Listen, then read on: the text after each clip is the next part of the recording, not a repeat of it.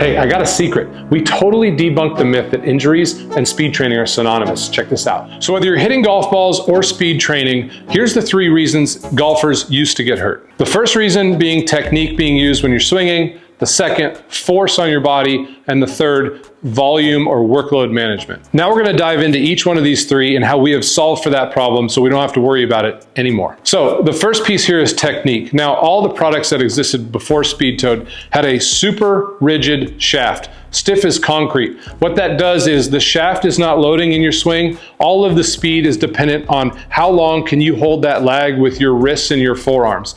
That over swing over swing adds up to a ton of strain on your forearms. This added strain increases injury risk in your wrists, elbows, and shoulders because your arms are doing the work where your shaft is with your driver. Now, the second aspect of this that leads to poor technique is all the products out there before Speedtoad relied on overweight options that weighed a ton more than your driver. What this does is the heavier the object gets, the larger the muscles your body is going to recruit to swing that object.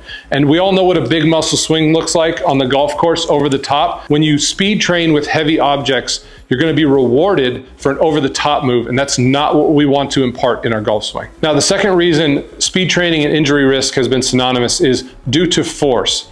And that force is torque. Torque is rotational force, and when we swing an object, that force is then imparted back onto our body. So knowing this, if we want to stay healthy while speed training, we need to reduce force in our training. And the way we do that is we eliminate the heavy option when speed training. We speed train with the Speedtoad, which is lighter than our driver, and we speed train with our driver as the middle weight. And you'll see in the calculations, even though we swing the lighter object, the Speedtoad, faster than our driver, it's still easier on our body, less force, less injury risk. Now, the third piece is probably the most important. We've figured out how to improve our technique to stay healthy. We've reduced the force on our body every swing we take in parts.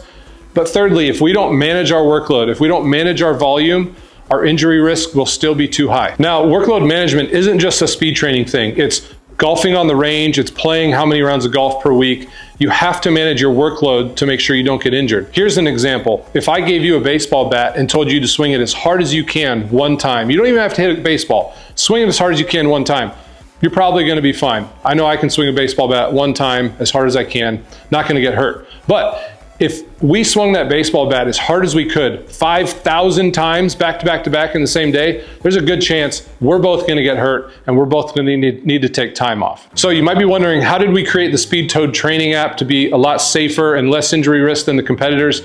Many competitors have their users training 3 to 4 times a week. Speedtoad users only train twice a week, and the swing counts are very minimal because we're working smart, we're working efficiently to gain just as much, if not more speed than everybody else. We are proud to have built the safest speed training program in the entire world. Comment below any questions you have, like and subscribe on all social platforms for more golf tips.